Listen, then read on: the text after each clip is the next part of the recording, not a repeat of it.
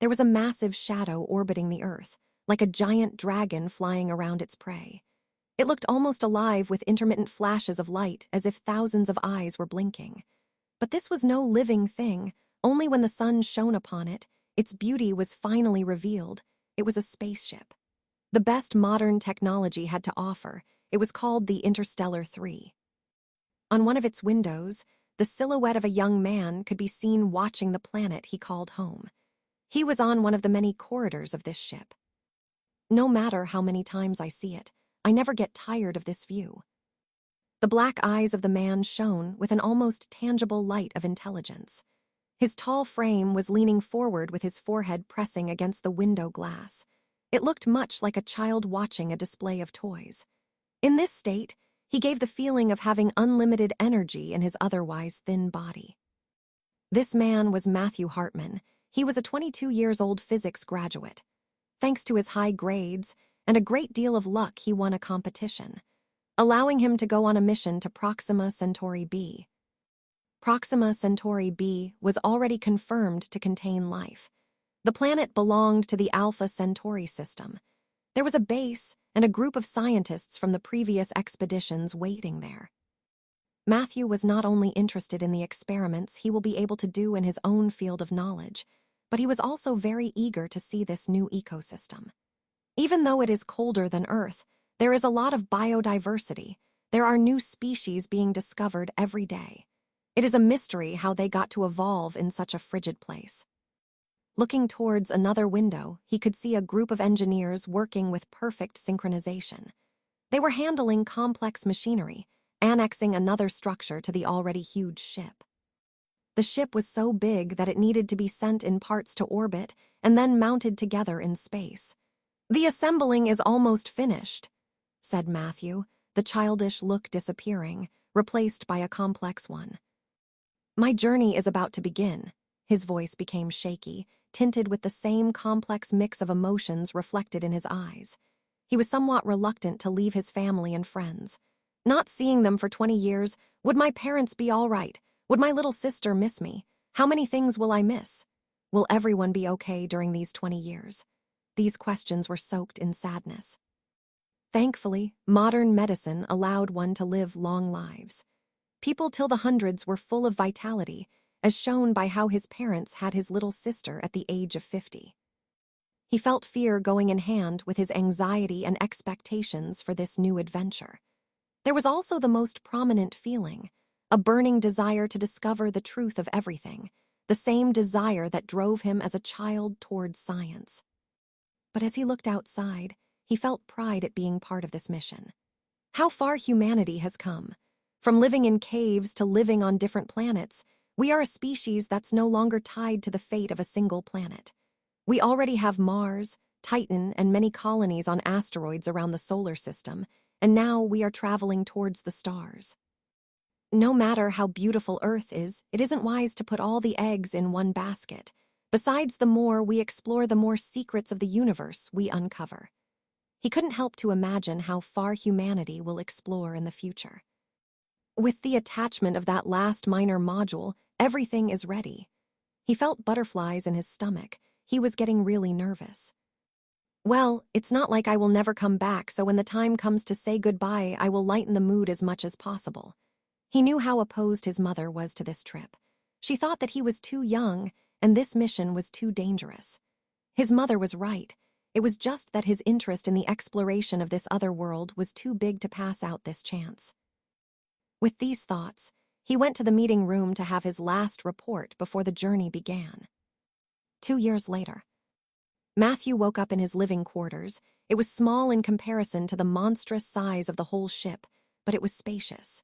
It had 3 rooms, a bedroom, a bath, and a living room that acted as a small study. The whole room gave the feeling of cleanness. There was a robot that came every day to tidy the place up, so he didn't have to worry about that. In general, apart from going to the lab and going to some meetings, he didn't have much to do. But what he had to do was always very stimulating. At the same time, he had the chance to learn from the more experienced scientists. Rising up, he looked through the small window. The beautiful sight of Earth was there no more. Instead, Greeting him on this new day was the darkness of the void. He went on with his morning routine. Man, how I miss the internet. Even though I have my books and music, I would like to play some games and use a computer, other than to work. Although he was hardworking after a hard day, he often liked to play games to relax. With a dejected expression, he kept thinking, sadly this place has a gym and a few sports-related fields, but it doesn't have a single virtual reality game. The closest to it is the simulators that are only for training. Well, I knew what I was signing up for. I will just have to suppress my addiction to gaming. Besides, it only gets boring on days I have nothing to do like today. Guess I'll go to the library and see what I can find. Matthew was not a sports person, and though he didn't dislike social interaction, he wasn't too good with people either. Besides, most of the crew was older than him, having not much in common. He knew there were some people around his age, but they were all in other modules. With each module being as big as a city, having a different schedule for days off, it was hard to meet with them often. He was leaving his room when a tremor ran through the place. He didn't have much time to ponder about it because suddenly a sensation of weightlessness took over. It detached him from the floor, and at the same time all the objects around him began to float like him. What's happening? Why would the artificial gravity field stop working? It's only supposed to be turned off when we are about to land. Pushing his feet and hands against the walls, he propelled towards the main door, which opened at the scanning of his thumb. Tzzz. The moment he gets a peek of the outside of his living quarters, the lights go off with a light electrical sound. Bzzz. And the next second the emergency lights kick on. With face aghast, Matthew watched the red lights that forecast danger and his dread started to mount. Shit! First the gravity, now the lights. What the hell is going on? This is no good, I have to keep moving. Without wasting more time, Matthew does as the security protocol states. I have to go to my zone evacuation point, and there the administrator will surely have information on what's going on. The evacuation point wasn't far. Each module was divided into 50 zones, and each zone had 10 evacuation points. They were made to be rally points to communicate and to coordinate between zones and modules in case of an emergency. I just hope the situation isn't so desperate that we have to use the emergency capsules. The capsules were in case of serious damage to the ship. It was improbable since the ship was immense. So if a few modules were to be damaged, they would just have to evacuate to another module. But if the integrity of the whole ship was in danger, they would get inside their capsules where they will sleep, entering a hibernation state. At the same time, the capsules will send a distress signal to the other 2 interstellar ships in both Earth and Alpha Centauri. Rumble. Another turbulence hit the ship, but when Matthew looked through the window, he realized that he could see the stars. Oh fuck, the ship has stopped. Lucky for us, the warp propulsion moves the space around the ship, contracting it at the front and expanding it from behind. If it were another method of propulsion, the ship would have stopped and the whole crew would have kept going with the inertia and would have died. After a few minutes, he got to the door of the rally point, where 2 armed guards were standing at both sides. Their presence was not reassuring in the least. It was alarming. The army is in this trip to make front to the dangerous creatures of Proxima Centauri. They aren't usually deployed inside the ship unless. A bad premonition was growing in his heart. After showing his ID and a quick body search, he was allowed inside, where many people were waiting. The emergency room was in the form of a cylinder. With a height of 800 feet and many doors in the walls going from the floor to the roof, each one leading to an individual capsule. Many people were already floating and grabbing the handlebars next to each of their pre-assigned capsule. After spotting his assigned capsule, Matthew stayed there watching how people talked in hurried voices, until the hologram of a fat man appeared in the middle of the cylinder. He had short hair and lenses. He was the general manager of the module. Silence, please. His deep and steady voice was not loud, but it was reassuring, managing to silence the crowd. After waiting a few moments, he continued. Since time is of the essence, I will go to the point. We have been infiltrated by terrorists. We believe that there is a considerable number that infiltrated in this ship over the recruiting period back on Earth. Matthew's heart, as well as the rest of the crew, sank as their fears were confirmed. There were a lot of organizations that were against these expeditions. They ranged from anarchists to more organized groups, and of course terrorists. The main complaint was that this travel spent a lot of resources, while people were dying of hunger and poverty back on Earth. But Matthew knew that the terrorist had political backing, and one that belongs to the coalition of countries that fund this mission. What's more, it had to be someone with a really high position. Even he, as a young graduate student with a clean background, was thoroughly checked. To hoodwink all those security measures, someone with real power was necessary. Meanwhile, the manager kept informing. As you have already guessed, they had attacked the main gravity field generator and the warp engine room. They have homemade bombs, probably prepared in the ship itself by someone with chemistry knowledge. Of course, thought Matthew. Even with the best backing, it would have been impossible to smuggle a bomb in the ship. But if you have someone with enough knowledge, it is not hard for them to make a bomb with some common use materials. Much less if you had a scientist on your side with access to the chemicals used in the laboratories.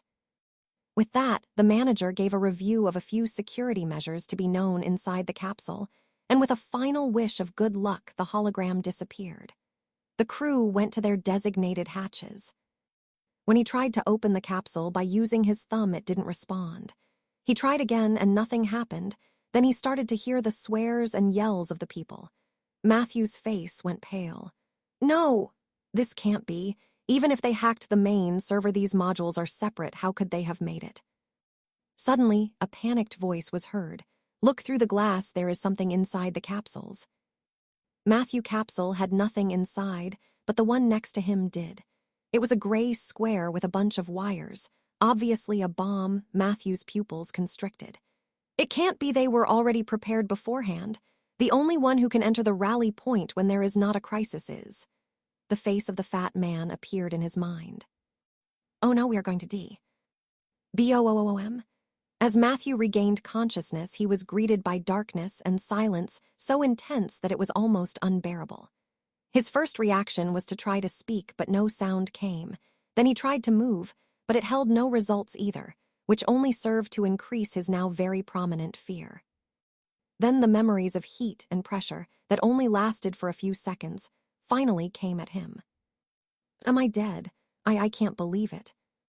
There were so many things that I wanted to do, so many things that I wanted to say and see, so many things that I will miss. The first thing that he thought was how he said goodbye to his family before going on the mission. The casual way he talked, and all the things he couldn't say to them anymore. If I had known it was going to be our last time chatting. A sense of sadness gripped his heart at the thought of how the news of his death would impact his friends and family. He was supposed to be gone for around 20 years, which with the average life expectancy was long but not too long. Now he would never return. Then a bunch of unfinished business came to his mind. The biggest being his expedition to Proxima Centauri. His biggest regret was not being able to explore this new world. The fact that he was so close to it made everything worse. If he could yell and cry in his current state, he would already be yelling like a maniac and crying like a baby. In this state, thinking about his life and death, he kept floating in the darkness without him even realizing how much time had passed. It could have been thousands of years or just seconds, but eventually, he calmed down. Well, there is really no use in thinking about my life now. There's nothing I can do anymore. His thinking started to slow down. Matthew felt darkness taking hold of his consciousness, but it was no darkness. It was the absence of everything, even darkness. Some part of him, or maybe in a corner of the only thing that was left of him, Matthew knew that he was disappearing. In what seemed like slow motion, Matthew thought, but it doesn't quite feel like I'm disappearing. It's more like my memories are being assimilated into a part of myself. That idea, for some reason, didn't bring any peace to him. He was falling asleep, or the equivalent in this strange place. No, I hate this feeling. Come on, think, stay awake, he screamed in his mind. He could tell that if he let go, he will be no more. Some part of him was saying that it was okay to let go, to fall asleep. But his rational mind was screaming to not let go or everything will be over. Trying to not fall asleep, he started to explore as best he could his current condition. If I'm really dead, how can I still be producing thoughts? It was the first thing that came to his mind after he calmed down and tried to put some order into the situation. Is this even real? Maybe I did survive and I'm still on the ship. Maybe I'm just in a coma or something in the medical area. I have to admit that this weightless sensation is exactly what it would be like if I was floating in a dream. This first thought to try to put some logic to the situation came really fast, but was dismissed with the same speed, for a not-so-logical reason. But there's something that is telling me that I have died. It's almost like an instinct, is the same part of me that is telling me to let go, inviting me to fall asleep. Besides, even though it's still the first reason that made my mind, now that I start to concentrate, I can tell there's this new sensation. Something that I have never felt before. And although in a dream you can feel things that you have never experienced, like the sensation of flying, this feeling is something more profound and too complex to be made in a dream. It feels like a skin made of water but more ethereal that spreads around my very being. It's weird, but somehow it feels natural, like a mix between the five senses, but at the same time without being like any of them. As if the five senses were just a cheap imitation of this, or maybe just a simplified version. His inquisitive mind, the same that pushed him towards science in his life, was starting to act up again. Well, for now, let's call this feeling original sense, since it feels like the origin of the senses.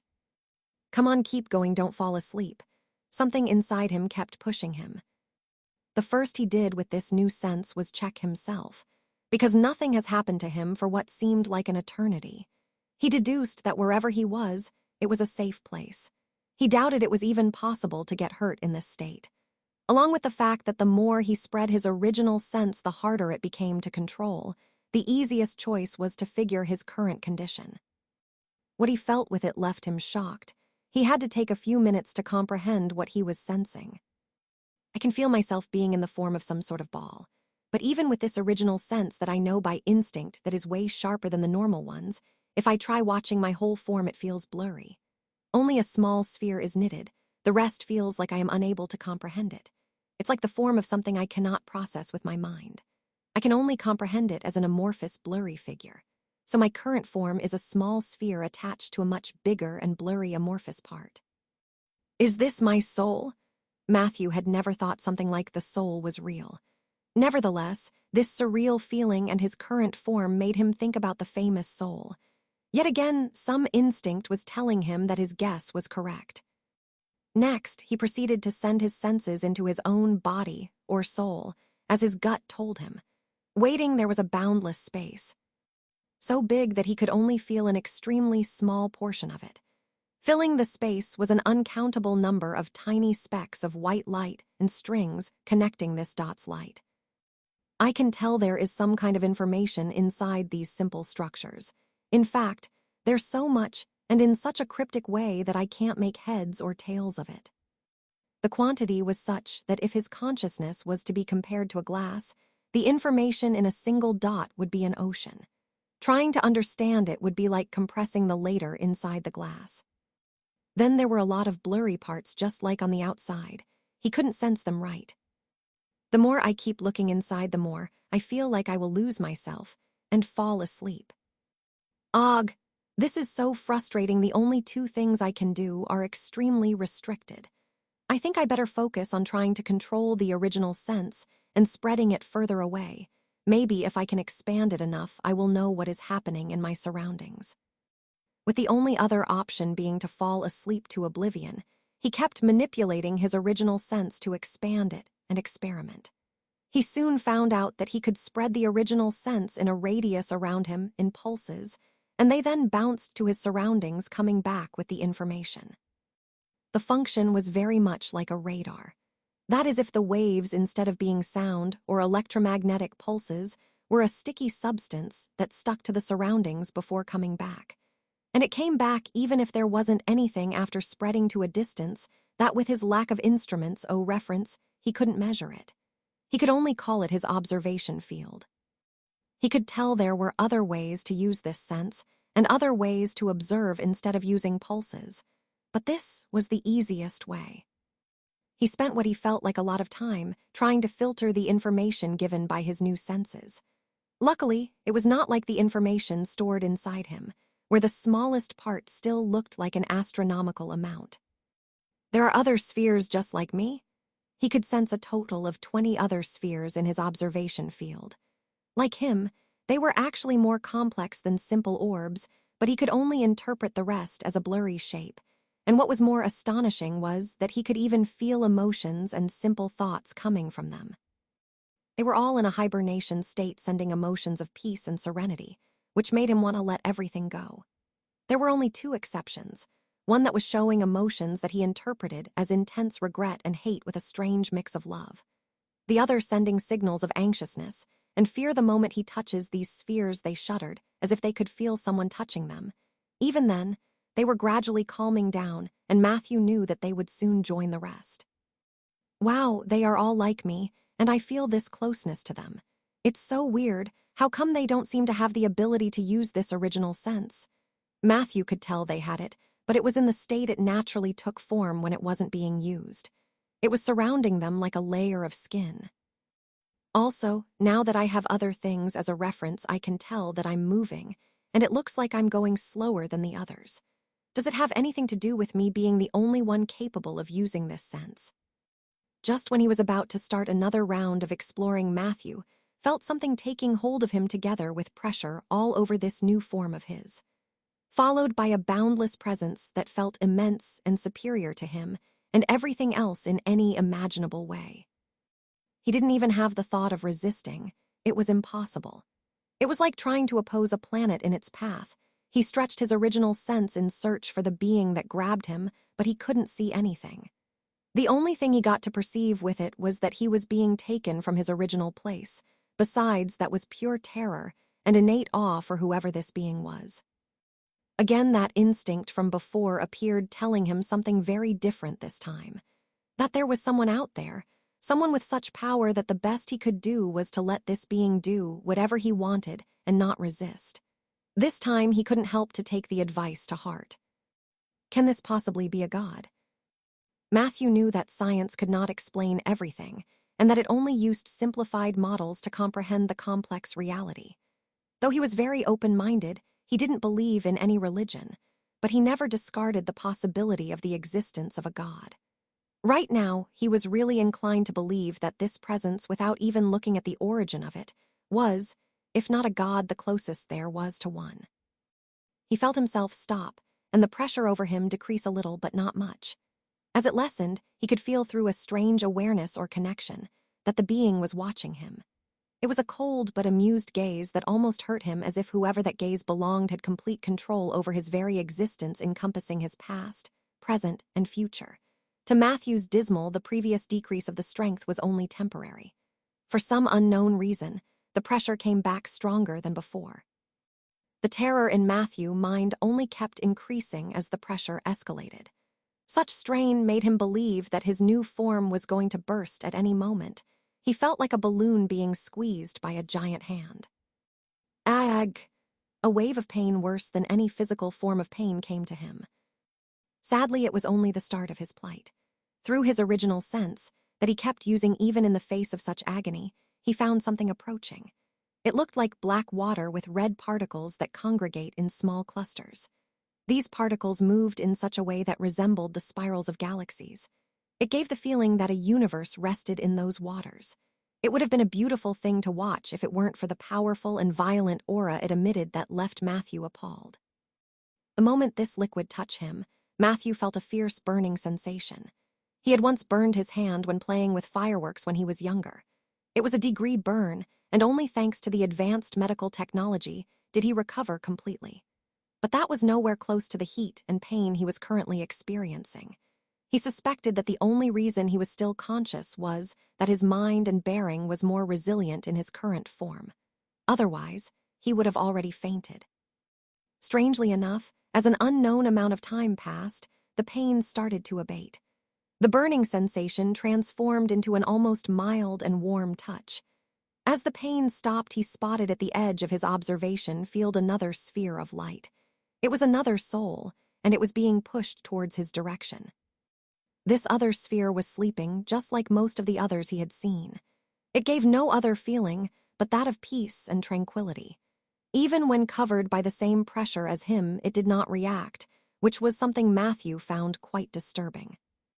This sphere started to speed up towards him until they were side by side. At that moment, Matthew found the attention of the mighty being focused again on his location. He has already learned through pure instinct that grabbing the attention of this entity meant being hurt just by its mere interest. Then, both he and the other sphere started to be wrapped in the strange black liquid.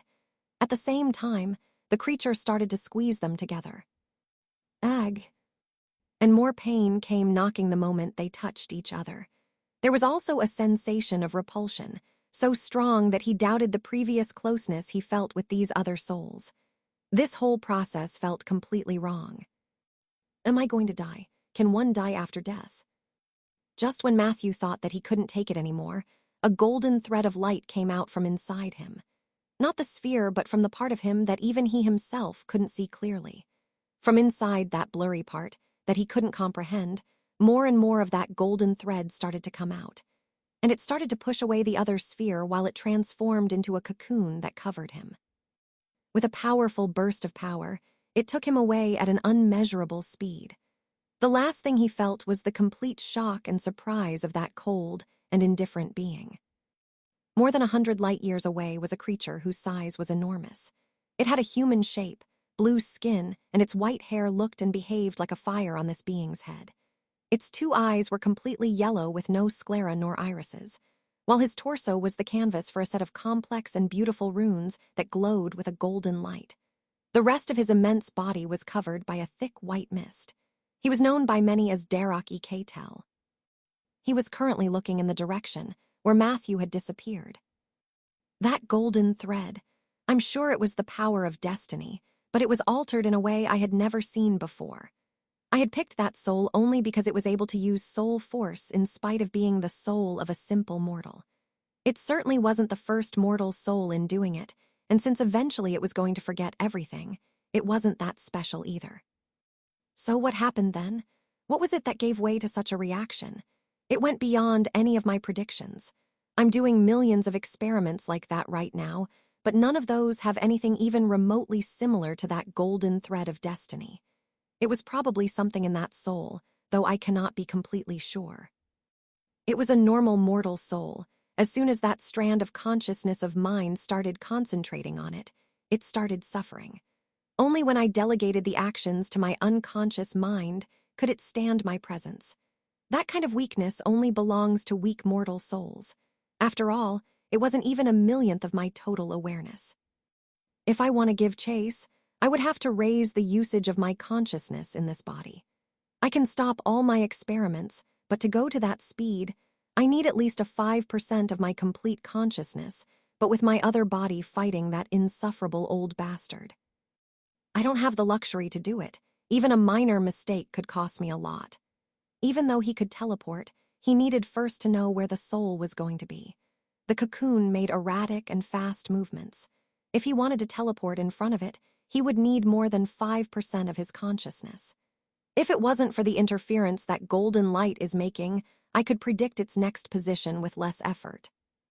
Moreover, I'm not confident in destroying that strange cocoon of concentrated and mutated destiny, at least not without compromising the coordination of my other body. A lapse of concentration or a minor mistake in combat at his and his enemy's level would spell disaster. That soul will have to wait for now. Even at my stage, there are many matters about the soul that I can't answer. That's why I'm here experimenting after all, and that thread of destiny had given me some new insights. These thoughts went through Darok-Ekatel's mind in less than a second, and only in the tiny fraction of his consciousness that was overseeing that particular experiment. And as soon as they passed, he put that part of his consciousness back to work. He sat in this void, filled with light produced by the amorphous shapes coming from all directions. These shapes, of huge size, had an even bigger void separating them. Only from afar could one appreciate how they moved together like a flowing river. On Matthew's side, time kept passing as he traveled inside the light cocoon. At a speed that would put to shame the Interstellar 3, the pinnacle of human technology, the cocoon crossed the void. But despite the speed, inside the cocoon everything was quiet and peaceful. In an instant, Matthew felt the cocoon break some kind of barrier. As he came back to himself, he felt that everything was different from the place where he was before breaking that barrier. Before he had the impression of being in a dream, all seemed unreal, but now everything felt right. Shortly after, turbulence struck the cocoon, and then everything got confusing again. He felt emotions that were not his. The most prominent was the rapid dread it took over to whoever or whatever those feelings belonged. Everything went black for only a second. Matthew woke up to more pain, but this pain was different from before. It was agonizing, and it kept him from doing anything else. How hard must his previous experience had been, that this pain was still nothing in comparison to the ordeal he went through before. "What happened? Where am I?" asked Matthew to no one in particular. "Ah, fuck, it hurts." "Wait, I'm speaking. I hear sounds." He opened his eyes wide, and all that he saw was white. But he knew this feeling. It was physical pain, not the weird, all-conquering pain he felt before in his other form. And he could hear his own voice. "It hurts every single cell of it, and I can barely see right now. But with this familiar feeling, I can tell that I'm back on a body." In an outburst of joy, he couldn't help to laugh and yell in his loudest voice. "H-H-H-H-A, I am back, fuck Y-S-S, I am B-A-A-S-K, A-H-H-H-H-A. His voice sounded hoarse, high-pitched, and a little childish, but he paid no attention to it. His hearing was yet a little messy. Yes, in his previous form, he had that original sense that was better to the five senses. But the thought of having escaped his previous ordeal was enough to dismiss the longing he had for that form that had felt so natural and comfortable. Seconds after his yell of joy, his vision finally accommodated. He found that he was surrounded by people who were murmuring something he didn't understand. They were all looking at him with concern and shock, especially for the man who was touching his head. Darim Vistridge was walking towards the great hall where his guests were waiting for him. It was his job as the head of the family to start the banquet. All branches of the family have come to his mansion to celebrate his birthday, but he knew this day wasn't about him. He was walking through the ample hallway with its lustrous white tiles and walls decorated with paintings.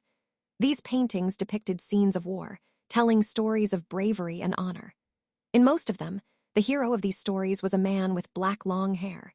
He had thin eyebrows that make him look like he was halfway through a frown, a straight and small nose, and medium-sized lips. But what stood out the most were his dark, cold, and piercing eyes. All was framed by an oval-shaped face that made him look somewhat feminine. The person on the paintings was a younger version of Darim, from a time when he thirsted for power and wealth, a time when he fought under one of the three grand generals of the empire. A campaign that led to the conquest of the barbarian lands at the northeast, where his current domain laid. At that time, his family only had a small piece of land near the capital. Now, thanks to him on top of that, they had more lands on the north in the form of 5,000 hectares. It wasn't much. There were certainly people with more lands. But this territory was the Blackwood region, named after one of the best resources the North had to offer. So, although small in comparison to his accomplishments, what lacked in quantity it had more than enough in quality, making many of his brothers in arms quite envious. Of course, the importance of the lands near the capital was still the highest, but in comparison, he had more freedom here in the north. Reaching the doors of the great hall, he spotted a young boy with roughly his same features. He looked more similar to the hero of the paintings than to the current Darim. But instead of having his black eyes, he inherited the light blue from his mother. He had short brown hair, almost blonde, and he had a good build for someone his age. This boy was his eldest son. Seeing his father, the boy straightened his back and congratulated him in a formal way. With a clasp of his hand and a slight bow, he said, "Happy birthday, Father. I'm sorry I couldn't congratulate you earlier." With the same serious look in his eyes, Darim regarded his son. "It's okay. I already noticed the moment you broke through. You have reached the chi circulation stage. It is remarkable indeed, Al." "Thanks. Father, I will keep working hard. I swear I will not disappoint you." His son was going to be the main character of this event, a 13-year-old boy at the chi circulation stage. That was a real genius with nothing to envy from the other talents in the capital. Today, he was going to show to everyone that he has a worthy successor, someone worthy of spending enough to send him to the Royal Academy. His son entering and graduating from the Royal Academy meant that they will have another expert of his and his brother level in their family. And with the potential his son has shown, there were hopes of him surpassing them. That was not all. Attending to this school meant establishing connections with the highest powers of the empire.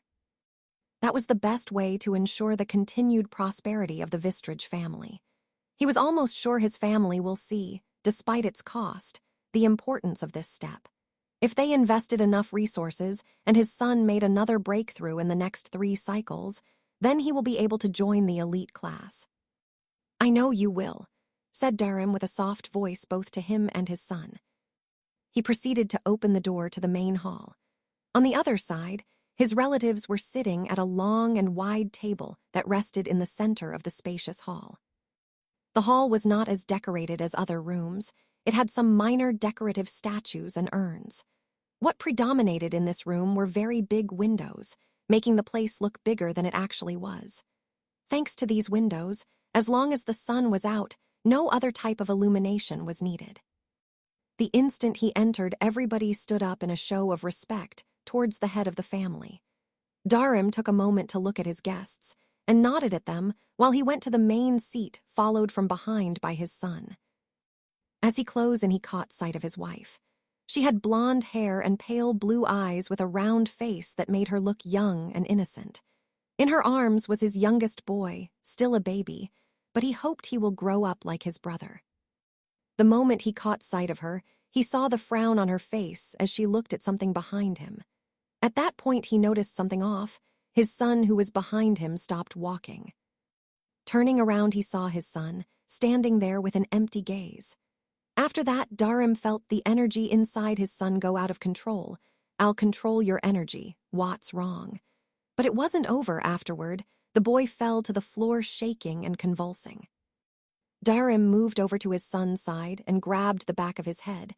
Then the kid started to mumble and laugh like a maniac. An incomprehensible scream escaped from his son's mouth. Coming after it was more incoherent noises.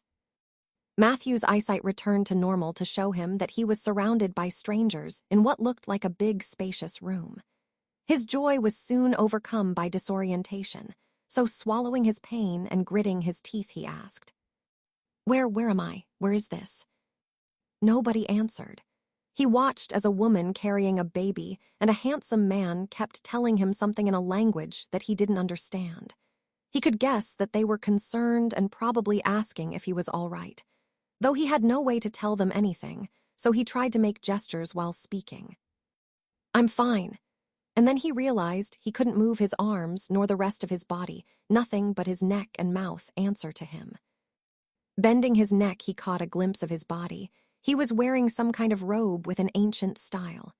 But what struck him the most was that he was all sweaty, with a stain of blood on his torso, and on top of that, he had somehow soiled his pants. What do I do now? He couldn't communicate, and he couldn't move. Worse of all, he didn't know where he was. He couldn't even recognize the language these people were using. Well, for now, I bet. The strongest headache he had ever had assaulted him and took his consciousness away. Images and sounds of a life he had never lived went through his mind. Like a dream or a movie in a first-person perspective, with confusing and blurry parts, they all passed very quickly, some clearer than others. Waking up, Matthew realized that someone had placed him in another room. Looking around while moving his neck, the only part of the body that answered to his wishes, he could see that the room was quite big. The bed he was on was already quite big and was really comfortable if it wasn't for the pain that didn't allow him to feel anything else. He would have enjoyed it. The room in itself was not very furnished. Aside from the bed, There was only a big wardrobe on his right side and a study desk with several drawers on his left. The desk had a fancy air to it thanks to the golden engravings in the form of trees and leaves on its edges and legs. On top of the desk were several books all neatly ordered, with the cover written with illegible words. At the corner of the desk, apart from the books, was an old oil lamp placed in such a way that illuminated all that part of the room. Lastly, right in front of the bed was the woman he saw before with the baby, only that now she was sleeping in a chair. She fell asleep watching out for me. He looked at her with pity. She was caring for someone who was probably dead. Now that he has calmed down, he started to sort his mind out. Let's start with the facts. I'm in the body of someone else. It seems like the body of a kid, for what I can tell, probably 14 or 15. I can't move, but after waking up I'm feeling a little less pain. Well, fuck me. So much for the facts, that's all I'm sure of. The best thing to go with is the ones I think are the most likely assumptions. I'm almost sure those images and sound were not illusions, but the memories of the kid whose body I took. A regretful expression crossed his face. Poor boy. He couldn't help but feel somewhat responsible for this, even if he wasn't in control of what was happening. Trying to not think about that, he kept going with his thoughts. Those memories are not too useful in the short term. It's not like I have lived them. I am not able to tell what the boy was thinking watching those images. Moreover, it feels like a movie I had watched long ago. All that he learned was lost. Even now, I cannot speak that strange language. I don't even know the name of his parents, though if I have the time I will be able to learn a few useful things. On the bright side, I did learn the kid's name. He was Alurin Vistridge, which I guess it is now my name. I don't know how long it will get me to get used to it. But why did all this happen? Remembering that time he spent in that mysterious place where everything felt unreal, he already had a theory. If that was really my soul, that would explain a lot. But if I had let go and fall in that strange state like the others, would I have reincarnated without my memories? Or something else would have happened? The more he kept going on this train of thought, the more questions started to appear. Why were the other spheres of light or souls in a state of slumber? And why the ones that were awake were slowly entering that state? Why was I the only one that was wide awake? Did it mean something? No matter what, the feeling of his own existence and personality fading filled Matthew with concern and apprehension. He was glad he kept his mind active. By the way, why was I the only one capable of using that original sense? And then there's that entity. And he stopped right there. He didn't want to think about that thing that took control of his soul. Just thinking about it made his mind hurt, as if his brain wasn't able to comprehend what that being was. He remembered how only through his original sense and the being's focus on him he could already feel such awe. More than that, he remembered the fear and helplessness. Even in his current situation, without being able to move his body, Matthew didn't feel with such intensity. Well, I guess that any answer I give to these questions would be completely hypothetical. Trying to end this train of thought, he went on with more pressing questions. Where am I? Am I on Earth? There were some disturbing images in the kid's memories. According to these images, there are some beasts that looked like monsters. And things other humans did in those memories were more inside the realm of fantasy than in the field of reality. So, unless the boy was insane and was seeing things, I don't think I'm on Earth. Besides, I can't see nor feel what was going through his head, so I don't think I can see what he was imagining. Unless this Alurin suffered from a strong case of dementia till the point he actually saw these things, I'm safe assuming that I'm on another planet. So, for now, I'll assume that I'm not on Earth. Even though I have to say that the probability of there being a planet like Earth where life evolves in such a way that gave birth to humans is astronomically small, even if the only similarity was to be our appearance. Moreover, the fact that they have some cultural similarities is weird too. I suppose this will also lead to pure speculation on my part. I'm getting thirsty. I better make some noises to wake up this lady, and with a bit of luck, I may be able to make her bring me some water. Regrettably, he woke her up, but with the screams of pain from a sudden migraine. The last thing he saw before fainting was the woman screaming the boy's name. Matthew opened his eyes after a long night of sleep. He noticed that he was spending an increasing amount of time unconscious. Nevertheless, the seizures had stopped, and the long hours of pain had also come to an end, only to be replaced by an uncomfortable itching that felt like having a colony of ants under his skin searching for something. At least I can move my fingers now. I just hope don't stay like this forever, thought Matthew in an attempt to console himself. I want to at least be able to eat by myself and go to the bathroom. It's been a week since Matthew possessed this body. He had long given up on trying to speak. Every time he tried, they looked at him with faces of sadness and pity. This entire time. Besides Alurin's parents and the maid that took care of his necessities, nobody came to see him. Well, there was that old man, too. He was an odd one. Recalling the strange experience, Matthew wanted to vomit. The old man was bald and was full of wrinkles. At first, the man checked his pulse, making Matthew assume that the old man was just a doctor or its equivalent in this world. Only when he closed his eyes with a hand in his chest, the disgusting feeling came. It was like someone was touching his innards. Though it was a fleeting sensation, it was unpleasant, to say the least. Creak. The door suddenly opened, extracting Matthew from the creepy memory. Making an effort with his neck, he tilted his head to look at Alurin's mother that was approaching. She sat beside the bed with teary eyes. She put a hand on his arm and started talking something with a shaky voice. This scene has already repeated several times. Though today she was more distressed than usual, today something had broken inside her. Matthew just stayed there in silence. The woman had fallen asleep next to Matthew's bed. She spent the day taking care of him, even changing him, which was the work of the maids. Something clearly happened for her to be so shaken. Does it have something to do with me? Matthew's train of thought got interrupted by the opening of the door. A group of people, one of them being Darim, entered the room. The other two were the bald old man, and the other was a short but burly man with sharp eyes and a long nose. He was Bulga, a trusted aide of Darim. It's time, dear. Healer Gu will make the last check to make sure that Al is stable enough to travel. After that, Bulga will change him and take him somewhere safe. Come, I will tell you the details. Darim embraced his wife by the waist with his arm, slowly taking her out of the room. What happened next was, as Darim had said, the old man checked him and nodded to the burly man, who immediately undresses him and changed his clothes.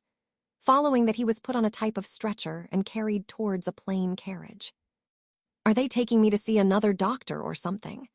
Still ignorant about his fate, Matthew was left making wild guesses till he got to the carriage where the father and the mother of the boy were waiting. Besides the sadness of the woman, he could see the unwillingness in her and Darim's expressions. Something in the way they are looking me gives me a bad feeling. Besides, why are they taking me at night? It's been a week or so since I'm like this. Can't they wait till tomorrow?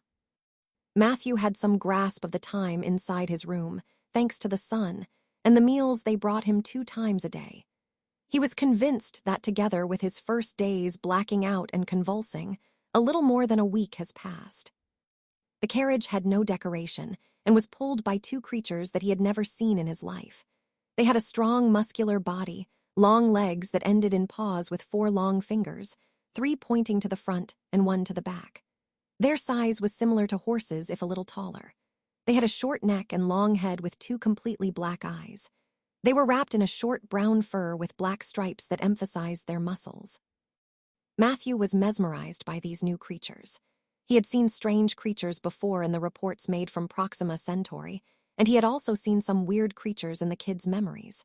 But that and seeing them in person was a completely different thing altogether. He always loved to see and read about the discovery of a new form of life back on Earth, no matter how small they were. Now that he was in front of a new and unique animal, he couldn't tear his eyes apart from them. He was taken out of his entranced state by a tearful goodbye that only served to exacerbate Matthew's anguish. Then Bulga put him in the carriage and drove what it felt like hours. When the carriage stopped, the burly man took Matthew off and carried him to other 2 men who were waiting beside yet another plain carriage. These 2 people dressed in gray plain robes. One was fat and the other thin. Other than that, they had no distinctive features. As soon as they got off the carriage, they talked with Bulga for a while until they exchanged some papers and took Matthew inside the new carriage. This alarmed Matthew even more, but there was nothing he could do. The trip this time was a very, very long one, with the two men taking turns to attend to his necessities every day. With a resigned inward sigh, Matthew thought, I'm already used to be changed like a baby. At first, I felt humiliated even though this is not my body, sigh. The adaptability of the human mind is unbelievable. Diverting his mind with all kinds of thoughts so as to not despair in his current situation was another of the things he got used to. They took what Matthew count to be 50 days to get to their destination. By the 30th day, he had gotten back the mobility of his whole body, and when they stopped to rest, he tried to walk short distances.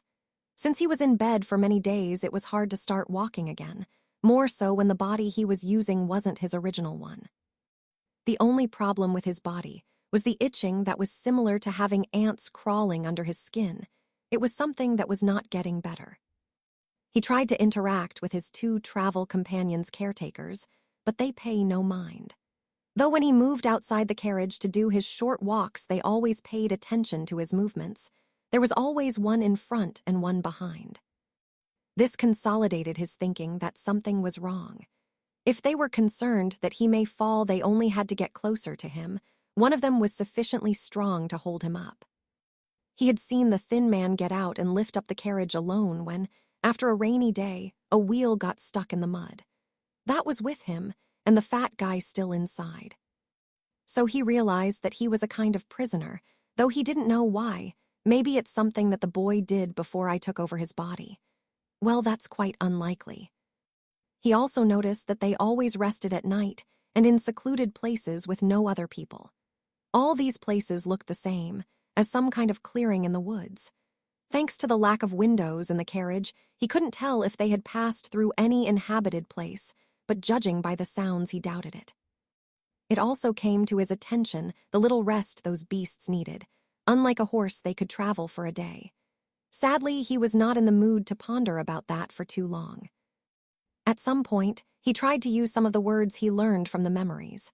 The language was so strange that it confused him a lot, so he didn't focus much on it, but despite that, he was able to link some words to a few objects. He learned the words for sword, food, for clothing articles, and a form of greeting.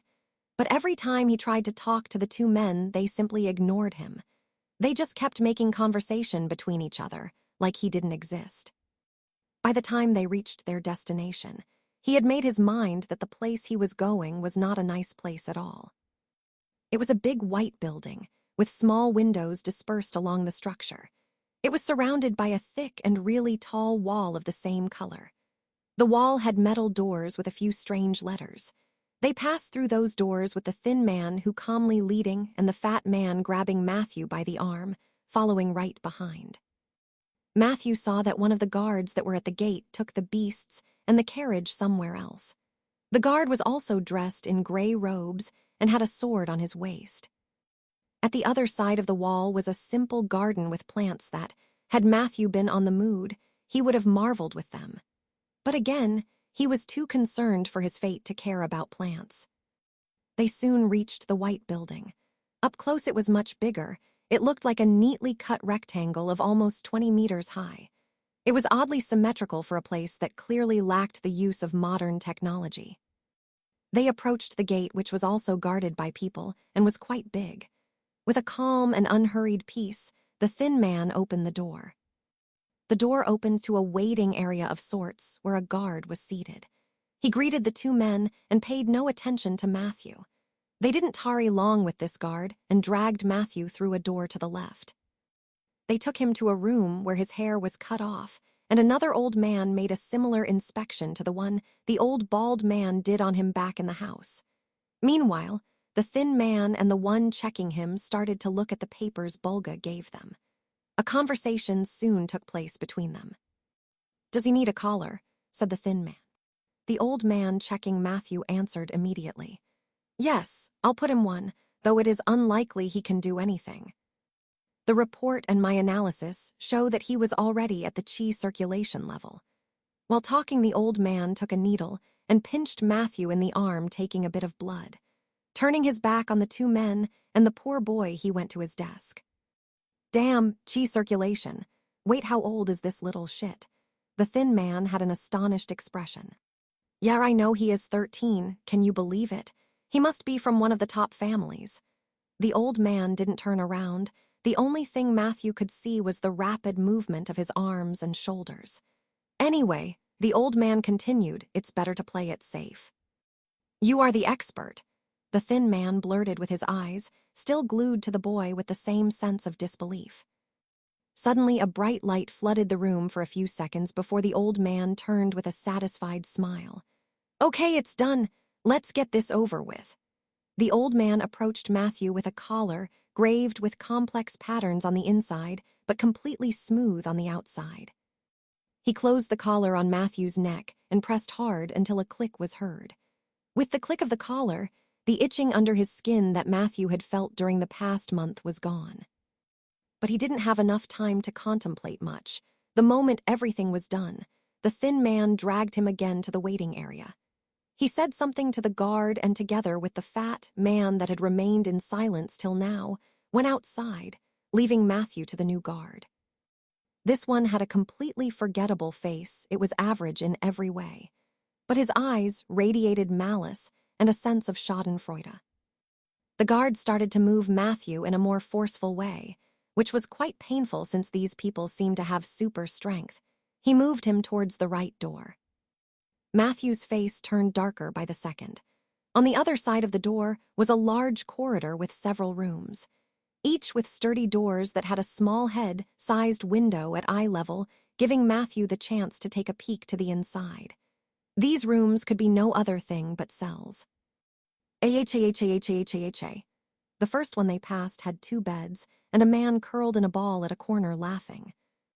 The IMAAGES make no sense. No sense. In the next were also 2 beds. On one was a woman screaming at the top of her lungs while looking at the ceiling. On the other was another woman covering her ears. What a blunder, what a blunder. On a room near the end of the hallway was only an old man with thick eyebrows and disheveled hair. He started murmuring while looking at him through the small window in a calm manner. He didn't need to understand the guard, that spoke with clear mockery, to know where he was. Welcome, boy, to the garbage can of the kingdom, the Silver Creek Asylum. Even though Matthew didn't know what the guard was saying, he understood perfectly. They threw him in a nut house. I should have run when I had the chance. Well, it's not like I had any chance with those guys always watching me. Besides, I was still gaining mobility while they are probably really fast and strong, looking around at all the screaming and weird people. Then he looked at the guard with a clear look of malevolence, and Matthew could only sigh at his fate. I guess it would be pointless now to start screaming in English that I'm not crazy. I guess they sent me here because they thought that my language was an incoherent mumbling. Well, that the fact that all of a sudden I couldn't move and started to crap my pants didn't help. The next 15 minutes were spent walking through all kinds of screams and laments. Finally, they got to his room, or more accurately speaking, his cell, where the guard locked him in a practiced manner. Matthew was lying on his bed. His cell was a single-bed one, so he has been alone since he got here 2 months ago. The first weeks were challenging for Matthew, to say the least. If the screams near the front door of the asylum were loud, then the ones in his surroundings were deafening. That is probably the reason why this section of the building only had 1-bed cells. Even now, while he was in bed at night, the screams kept going. The war will come and you will all see. No, please, master, they are just children. A panicked plead was heard next. Where the shadows shine is where the night hides. Where the shadows shine is where the night hides. Matthew knew that was his neighbor. He had sung the same song every day for the past month. Sometimes he spent hours doing without stopping. The routine in this place was a simple one. He never left the cell. They gave him some incipient food twice a day. With the second food pot, they gave him a pill with irregular edges. Once ingested, its effects were quite obvious. It was some kind of tranquilizer that lasted quite a bit. Unfortunately, it seemed that for some of his neighbors the dose was not enough. The first days Matthew swallowed the pill, and it made him daze for hours. Thankfully, it seemed that they thought him as an obedient one, and they stopped checking his mouth to see if he was taking it. What Matthew did after was to simply ground the pill to dust and throw it into his waste bucket. Nobody was eager to inspect closely that thing. I have to figure a way to escape of this hell, or else I will really go mad. He started having these thoughts the moment he stopped taking the pill and his mind regained lucidity. Sigh, the problem is I have nothing to work with. Matthew looked around his cell. It was small, around 15 square feet, and painted in a turbid white. Not that it mattered, since most of the walls and ceiling were covered with moss. It had a small window the size of his palm that faced the outside wall and was furnished with a bed and a toilet in the form of a heavy metal bucket. This was the place where he spent the whole day. It is inhumane to keep someone locked in a room without even getting him to enjoy some fresh air. What's worse is that they are treating insane people like criminals. So he had not come with a way to even get out of this room, much less escape. Maybe if I somehow pretend to be dead, I could get a chance. But how? And would it even work? It's a long run till the door, and I know of no other exit. He had been getting these ideas and immediately discarding them for the last 2 months. Anyway, I have to get out. The worst part is this room and its putrid smell that is only covered by the smell of my feces when it's the end of the week. He couldn't believe that they emptied his bucket only once every 5 days. That was unhealthy. His inner complaint stopped when the door was opened, and an unusually sane voice came from the other side. Boy, you have spent 2 cycles in this pavilion and you behaved very well. So we are moving you to Block 1. We need these rooms for more aggressive patients. Be glad, at least they don't scream at night over there. A jailer grabbed him and without wasting a second, took him out. Lucky this one was quite decent. Well, that is good news. Matthew could already understand part of the sentences. He had been working day and night to get this language. He couldn't form a coherent sentence and could barely understand when someone spoke, but the meaning of this sentence didn't escape him.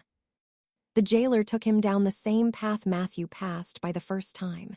They walked for 15 minutes and halted on the first corridor, nearer to the outside door. Oh, that's what I call a gift from above. It doesn't solve my problem, but it's an improvement. Now the jailer stopped him in the middle of 2 cells and seemed to be in deep contemplation while passing his eyes back and forth between the two. Now this is a hard decision.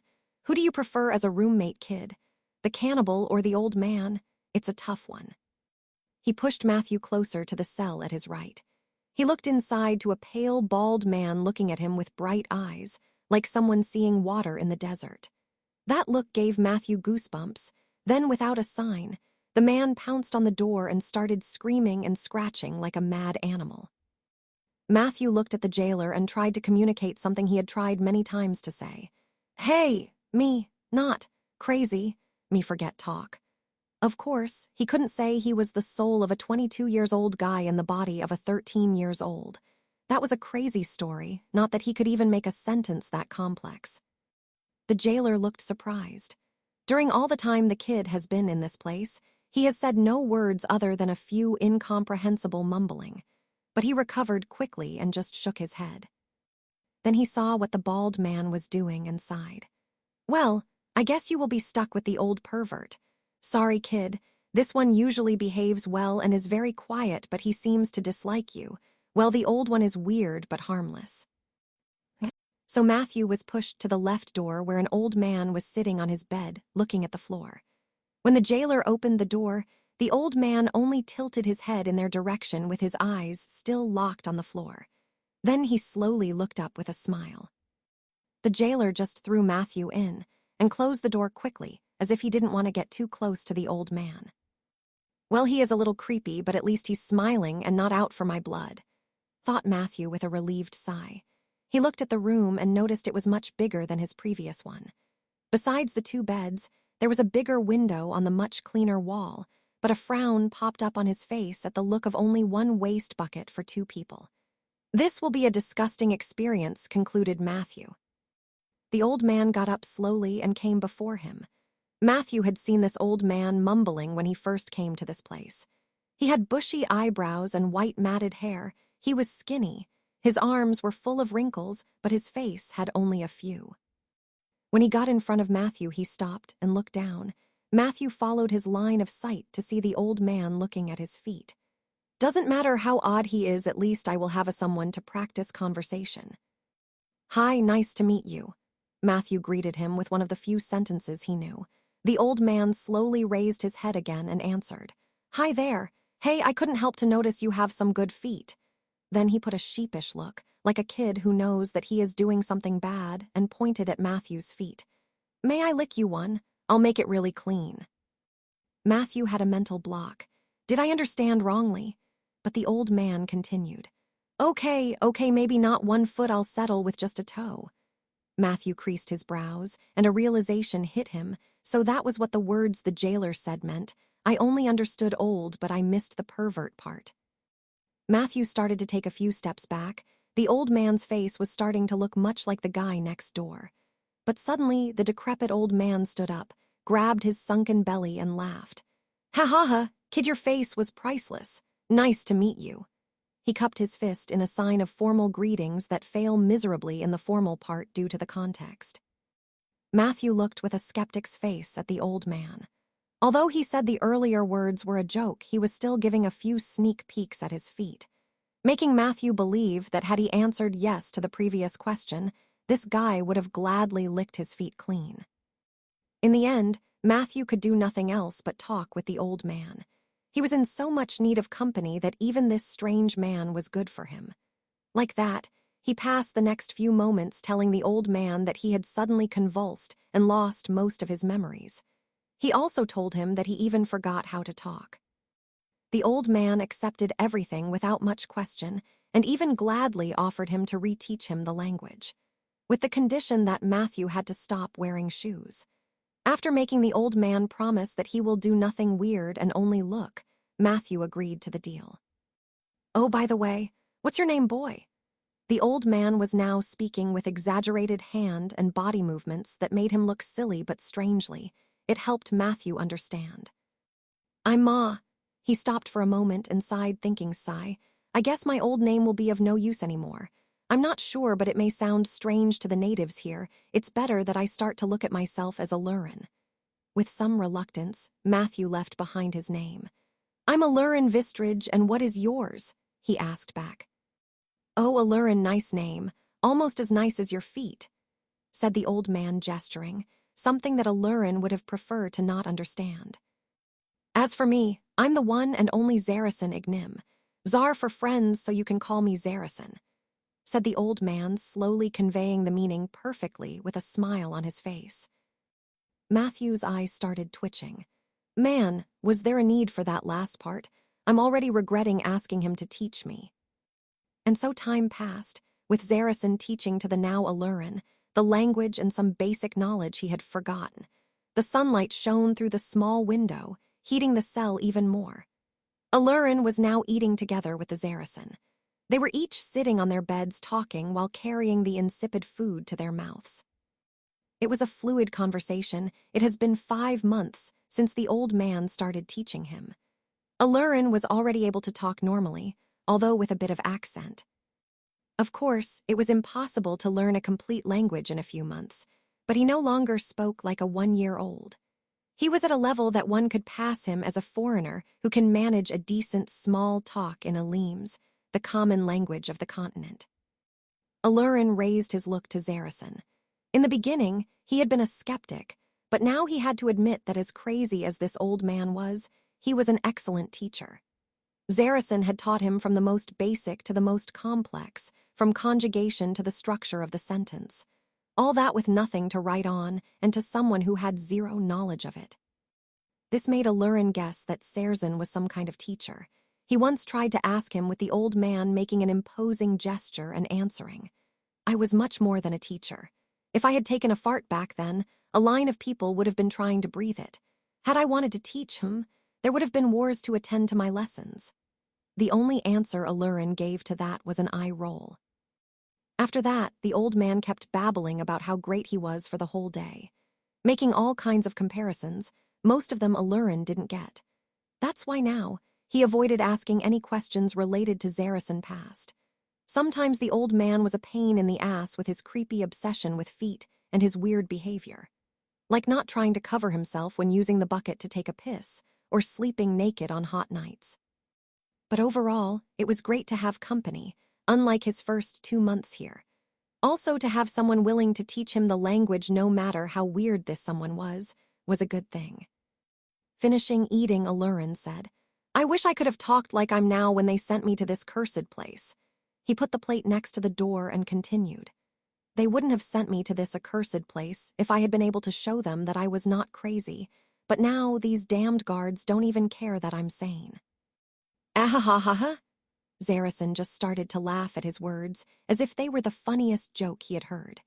Alurin glared at the old man who was throwing bits of food out of his mouth, dirtying his own clothes even more while laughing.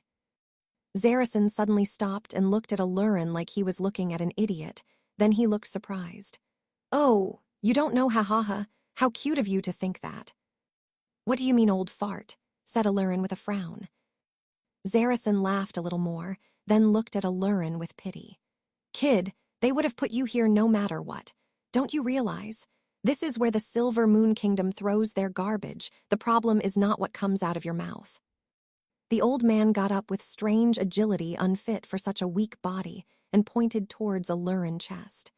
"The problem is that you had an accident with your cultivation and crippled yourself, and that my boy, it's a huge loss of face for any clan or sect," said while making a gesture with his hands to show how big of a problem it was. "Believe me, they had no other choice. If the news had spread about you, their whole clan would have suffered greatly. It is something every family knows it happens, and it surely happened in most families. But everyone takes huge efforts to conceal this from others. A cultivation deviation is perceived as a weakness of the family legacy, a failure of their techniques and negligence from the elders. It's the kind of news that can destroy the reputation of a family. It is the hypocrisy of the noble families in all its splendor.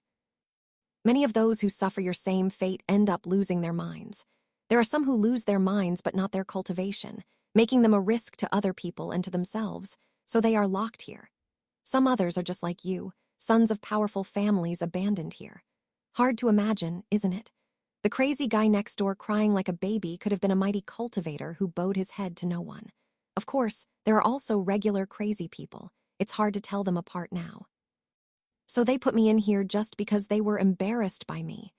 Alurin was trying to process this news. "Well, I guess I would feel betrayed if I were the same Alurin from before." In a nutshell, yeah. The only chance to see their families again to those who are here is if one of their once loved ones with low cultivation needs a transfusion of blood. Since they can't get it from a cultivator with higher power because it would be harmful, they use someone like you, who has the right amount of remnant chi. But don't feel down, kid. The more strict families usually kill the ones like you. After all, no matter how well covered is this place and how much anonymity is guaranteed, there is bound to be someone who knows the identity of all those who are here. "Who runs this place anyway?" Alurin asked. Zarison made a faked thinking pose that looked convincing if it weren't for his eyes that were half laughing. I'm not sure, but I would say it's either the royal family or one of its puppets, maybe the right minister. Those who kill their black sheep are those who don't want the royal family to know of their weakness. On the other side, the royal family reassures its grasp on those who do trust them enough to put their relatives here." "Oh, that's fucking perfect." Alurin's hope of breaking out was finally destroyed. "Heya!" Alurin let out a sigh and plummeted towards the bed, covering his eyes with his hands. "There goes the last ray of hope." "Come on, kid, here, have a look at my feet. That will cheer you up." Alurin turned his head only to see an ugly, dirty, and amorphous foot. It was full of calluses and had a wart in one of the toes. It was so ugly that it made him laugh unconsciously. "See, there's nothing a good foot can't solve." With this weird phrase, the old man went to the door and stayed there looking at the guards doing their rounds. Alurin sat up again, and even though he had promised himself not to ask about Zarison past, he couldn't help to blurt out, "And why are you here? Are you also from some powerful family?" He saw Zarison flinch a little before clearing his throat to answer. No, I wasn't. This place is near a town which is mostly inhabited by the jailers and their families. Except for them, the rest are all common folk. I suppose they forced them to live in this secluded place to ensure secrecy. Anyway, I was their heme. I mean asking for loans. But the people there didn't like me for some reason and gave me for crazy, so they sent me here. Alurin couldn't help but squint his eyes at the old man. The short tale was enough to picture the old man asking for money to the passers-by, and when meeting with rejection asking to let him lick their feet. What's more, he had been living with this old man for enough time to know that his obsession with feet was not the only one. He had sometimes asked if he could rub Alurin's elbow, or more disgusting, yet Alurin sometimes caught him trying to sniff and lick his ear. That makes sense, said Alurin. Why do you have to ask those questions? You would still be free had you kept your weird fetish a secret. Alurin knew the old man wasn't as dumb as he looked. In fact, he was really intelligent. Ahahaha, Zarison didn't turn. He was still with his forehead glued to the window. Because it is all about the questions, kid, and the reactions to them. His voice was now deeper, startling Alurin, who never heard him speak like this. Everybody is the same. Look at those guards, for example. Every step they take, it's already planned. Everything they do fall into their routines. They have a pre-planned route to patrol, in a fixed amount of time with a manual that tells them how to control the prisoners, or in this case, the crazy. And though it is easier to notice it in them, most people are the same. There is a certain unspoken code of how to dress. There is an accepted way to behave depending on the situation, and there is also a personal factor that is each individual routine. Zarison paused for a minute as a guard was passing by, and when it was far enough, he continued with an even deeper voice. Humans are beings of routine. Wearing it like armor, they lock their hearts in it and eventually lose themselves. They repeat without thinking the same behavior over and over. But there is a moment when you make them a simple yet unexpected question, or you do an action outside their logic. That's when you can peer inside the armor for an instant and see a glimpse of their true hearts. Alurin was silent for a moment. For a second only the sound of footsteps was heard. The jailer was again passing by the door. Once the sound faded, Alurin, with a serious expression, made a question in a low voice. What did you see in my heart? Zarison expelled a breath of air out of his nose and turned around to look at Alurin with a serious look. His formerly gray eyes were suddenly filled with life, shining with a green color. They were so deep and penetrating that Alurin felt a shiver down his spine. For a moment, the old, fragile man was nowhere to be found. His aura was intimidating even. His voice deep and powerful, Zarison spoke.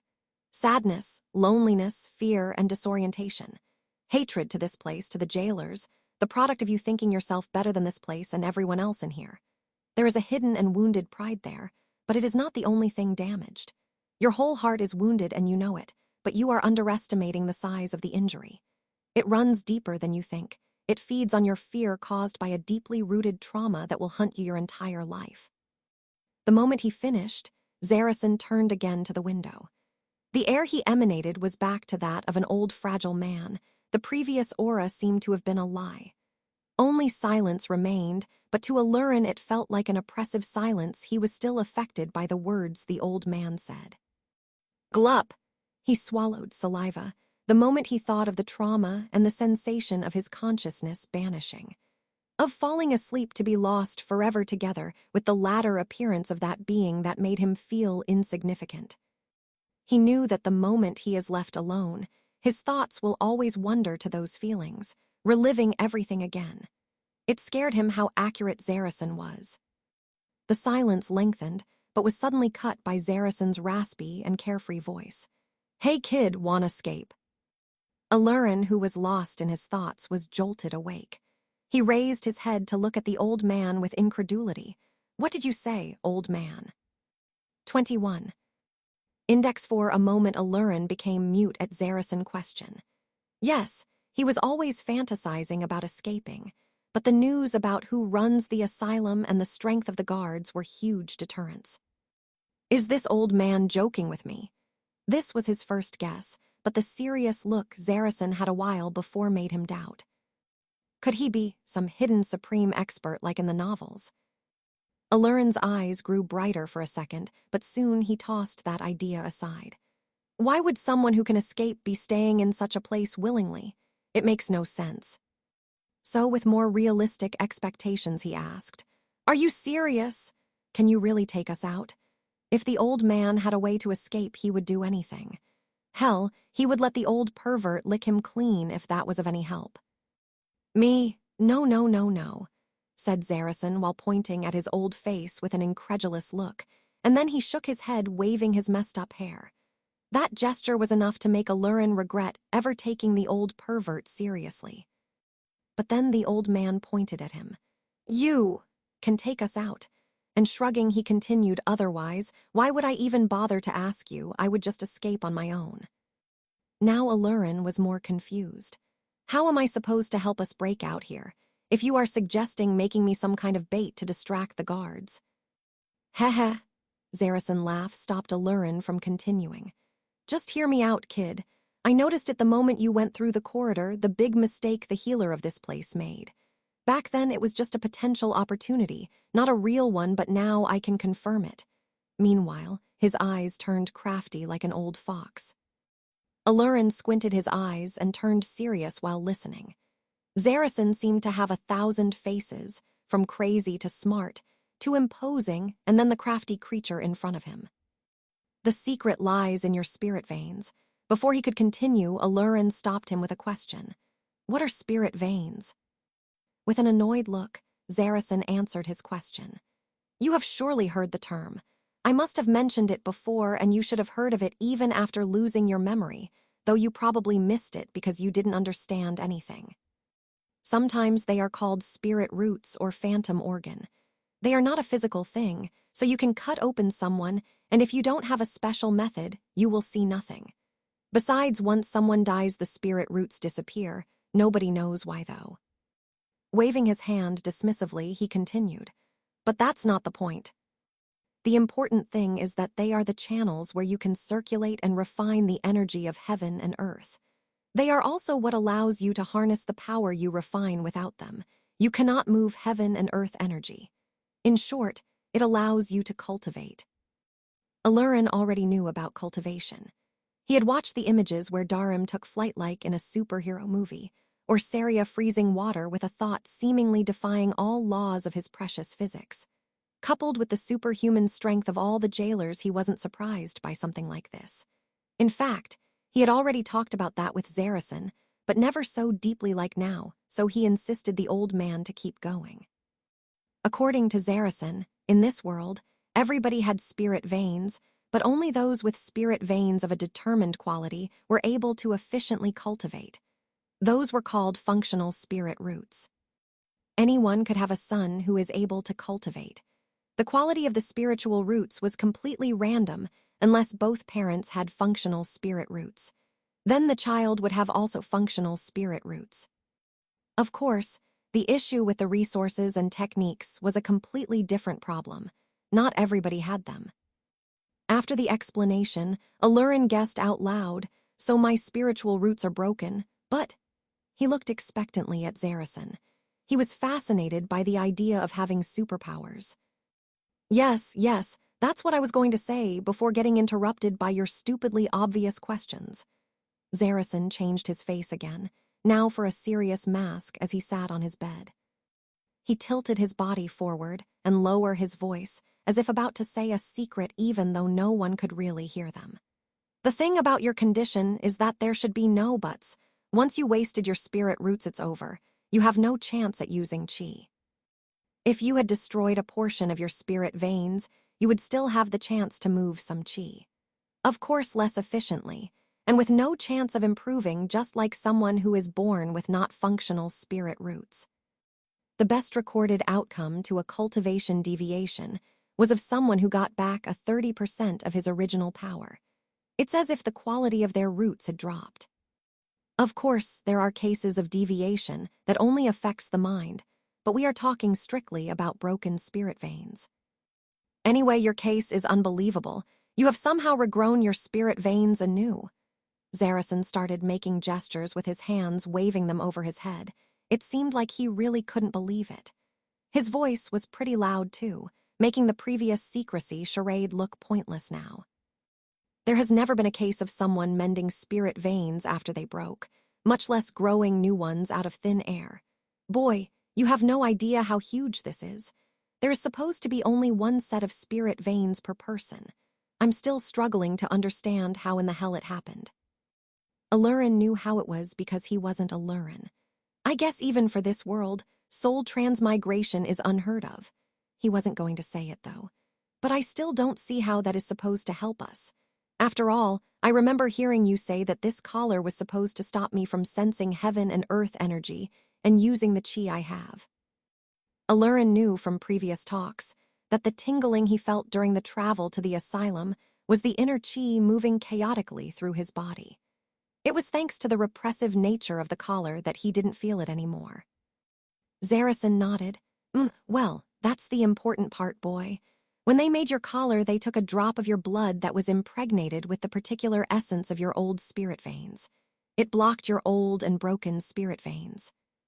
Each person has a particular essence. It is similar to your parents, but it is still unique to you. In fact, that relationship with the essence of your parents' energy is part of the reason why you are here, so that nobody can get his hands on you and through a specific technique prove that trash like you is related to your family. He, the old man chuckled. Is like DNA, thought Alurin, making an association. He was starting to get where the old man was coming from. Through a few simple checks, I concluded that the energy essence of your new set of spirit veins is different from your old one. This means that if you start cultivating, nothing would stop you from doing it. In fact, if we play it right, we may be able to use that remnant energy of yours. The old man started to smile excitedly while pointing with his finger. That's a huge mistake they made. How come they didn't realize about this when they checked up on me? Asked Alurin, a little incredulous.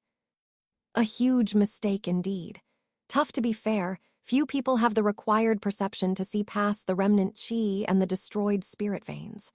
Moreover, at that time your new spirit veins were very faint, like a newborn. They were clearly functional but not developed yet. It was like a mirage. Besides, they probably saw the mess with the most simple energy check, and they concluded that it was a waste of time checking more thoroughly. Not that it would have helped them with their mediocre abilities. Then, how did you notice? Asked Alurin with a skeptical face. What's with that face, kid? Maybe I wasn't clear enough about how awesome I was, and well, some of that awesomeness is hard to get rid of even now. You see. Okay, I understand. Sorry I doubted of you. Alurin interrupted him with the hopes of stopping another incessant boasting. Yeah, that's better. As for how I did it, let's say that my eyes are special, blurted Zarison with a disgusting wink. Thinking about Zarasin's eyes glowing green from before, Alurin nodded unconsciously. There's definitely something weird about those eyes. Now Alurin was starting to get convinced. So, I have to cultivate. How do I do that? Don't I need something like a meditation technique? I'm glad you remember some of our past talks. Yes, you need a meditation technique and guidance. I will provide you with both. In return, you will make sure we escape this place. The old man now looked magnanimously at Alurin. And maybe you can lend me your feet a little. As always, he couldn't stay serious for more than a minute. Then it's a deal till the escape part, said Alurin, ignoring the last sentence, already used to those. Now what do I have to do to start? Continued with excitement. Zarison raised his hand to signal him to stop. With an almost mocking look, Zarison started to speak about the issues. First, you should get rid of that impatience. Cultivating isn't an easy task. It will be harder in this place, and especially for you. That remnant energy, though useful at a later time, it will make it harder for you to sense and absorb the energy of heaven and earth. What the hell is with that look? If I can't cultivate, you will be stuck here too, thought Alurin with an inner snort. Meanwhile, Zarison kept listing. As I already said, the other problem lies in this place. You can't cultivate while the jailers are patrolling. They will sense the shift in energy, and that will put you in evidence. So we have a limited time at night to do it. Suddenly he shut up and pointed at the small window on the door. With an almost coordinated timing, a guard passed by their cell. It was almost spooky how good Zarison was at measure the time the guards took. It was for these tiny details that Alurin chose to ignore the old man's craziness and pay attention to his words. After all, Alurin knew the guards tried to change their shifts and times to make them as random as possible. As the footstep sounds vanished, Zarison returned to his speech. Our goal is to make you as strong as the average guard. If we time it right, we will have a chance to escape. The bad news is that, with our limited time and resources, it will take a lot of time to get there. But don't despair yet, kid. The good news is that those guards are weak as ants. To you, they may look like superhuman, but that is because you have no frame of reference. In the outside world, they are trash. As the guards probably told you and I repeated to you, this is practically a trash can. It is so for us and the jailers. The difference is that they can sometimes leave this pace. You probably thought that their random patrolling time is to be unpredictable to the prisoners. Alurin was impressed. Is this old fart reading my mind? Zarison continued. But the sad fact is that they just do it when they feel like it. It's not a confusing tactic, only tardiness and laziness. Zarison made a clear look of disgust, something rare to see. Besides, I will make you refine that remnant energy. It has special characteristics. It is in a sort of limbo between your spirit veins and your body. If you refine it, you could use it as a reservoir of energy. You could fight for longer than the average cultivator of your same level. That is until that reservoir runs out, but it will last enough to take us out. Now get some rest. We begin when the moons are out. With a failed attempt to look like a master, he waved his sleeve and leaned on his hard bed. There goes the last patrol of the night, kid. Let's begin. Alurin was suddenly awakened by Zarison's voice. He had been keeping tabs on the guard. They sat crossed-legged on the floor between the two beds facing each other. As he saw Alurin take a seat, the old man started speaking. Okay, I will only explain what you need to know and no more. I'll try to make it as short as possible since we don't have much time. Alurin nodded and noticed that Zarison was using the same tone as when teaching him Aleem's, only this time he looked more solemn. Your goal is to get to the heaven-opening middle stage, the flesh refinement phase. It is only the first stage of cultivation. That's how weak these people are. Most of them are in the middle stage, your goal. But do not underestimate this stage. For people without cultivation, someone on the third phase would be undefeatable. Zarison's eyes started to emit a faint green glow.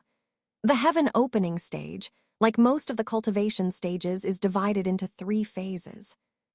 The first is the chi gathering stage. In this stage, the only thing you need to do is to feel the heaven and earth energy, or source chi as cultivators call it. Then move some of this energy towards yourself, he said as he made a gesture with both hands as if grabbing something in the air and pulling it towards him. Alurin noticed there was something hypnotic in Zarison's voice. He continued. In this first phase, you feel the energy and absorb it. As soon as the energy gets inside you, you are in the second phase. You will have to guide the source chi through your spirit veins to refine it and then transport it along certain paths to strengthen your flesh.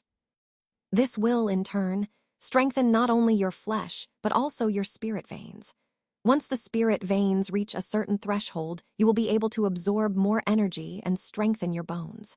In theory, you could strengthen your bones first, but it was discovered through trial and error that this way is better. Oh, by the way, this will not increase your strength permanently. It will only last as long as you have this energy injected in your flesh and bones. Though it's obvious I had to tell you that this is the reason why, although you had already passed this stage before, once your spirit veins broke, you became a normal kid again. He said like he just remembered something important. Alurin nodded while thinking. Then it's like a battery. As I cultivate, the capacity of the battery will allow me to divert energy to other parts of my body like the bones. Now follow my lead as I breathe in and out. Without thinking, Alurin followed the strange and rhythmic breathing. He entered a deep trance, with the only noise being Zarison's voice that sounded like a soothing breeze. Try to feel the source chi all around you. You will realize instinctively when you notice it. First, you will feel your remnant chi. It will be like a wall. You will need to filter that, find a hole, and feel beyond it. After an hour or so, Alurin could feel clearly his inner remnant chi was calm thanks to the collar. But instead of a wall, it felt like an armor under his skin. It cost him a great deal to filter that sensation. "I think I feel something," said Alurin after 5 straight hours of meditation, though he somehow didn't notice it. He sensed a familiar feeling, but he couldn't point what was it. "Describe it." The same soothing voice reached his ears, but now it felt more distant. "It's everywhere around me, vast like an ocean, but tiny at the same time. And if I concentrate too much on it, it's like it doesn't exist, as if it were a void." "Good, now try to reach for it with your consciousness. Imagine something on your chest reaching for it and pulling the energy that's closest to your skin. It will feel different from anything you have done before. Once you make it, you will naturally feel your own spirit veins." This time, Alurin spent an hour trying to move this strange energy he felt. Sadly, he had to stop before he could do anything. A jailer was starting his round.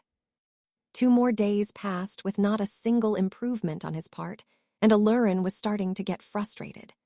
Now he only took almost 1 hour to feel the source chi, but he couldn't move it towards him no matter how hard he tried. He knew the problem was that in a corner of his head, there was a nagging voice trying to rationalize all this. The fact that there was some kind of particle only appreciable through meditation that could give someone enormous amounts of energy. At least enough to give someone strength without exercising one bit. And then there was the issue with how the hell was he going to move it without interacting with it. It was the same as someone asking you to move something with your mind. No matter how much you stare at it, the thing will not move. To move something, you needed to give energy to it. Usually, there was no free lunch in the universe. If you wanted to move that source chi to give you energy, you needed at least an equal amount of energy to move it to you. It was the same as electricity. To obtain energy, you needed to spin a turbine, be it with the wind, water, or a nuclear reaction. He had asked Zarison, where does the energy to move the source chi comes from? The old man just stood rooted where he was, thinking of something. It seemed he had never asked himself this question. That was more than Alurin expected. After all, to someone without modern knowledge, the most common answer would be something along the lines of, "That's how things are," and they would keep going with their lives. But the fact that Zarison just stood there without answering was a good measure of his wisdom. He may not know about the law of conservation of energy or thermodynamics, but he somehow intuits there's something important he is missing. After 3 days of struggles, he decided to make a pseudo-theory in order to appease that corner of his mind. Fortunately, as a scientist, he was always open to discuss new theories and approaches.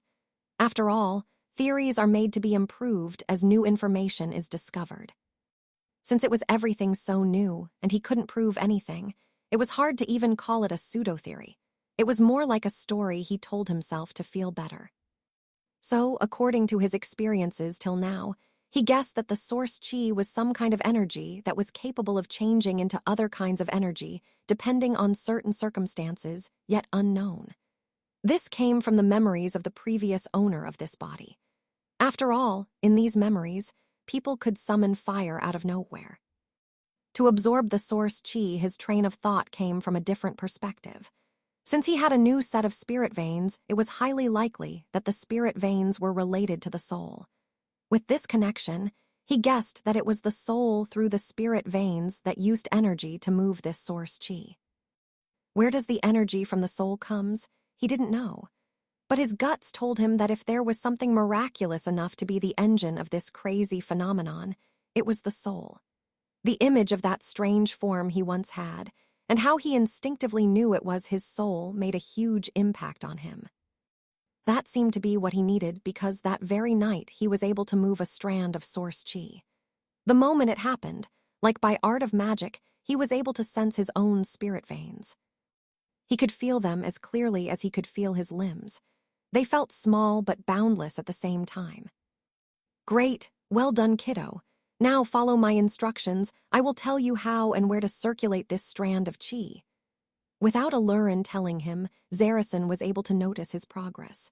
Since his last question about energy, even though it was a very basic question, Zarison had started to see him in a different light. Zarison started to trace a path with his finger in Alurin's body.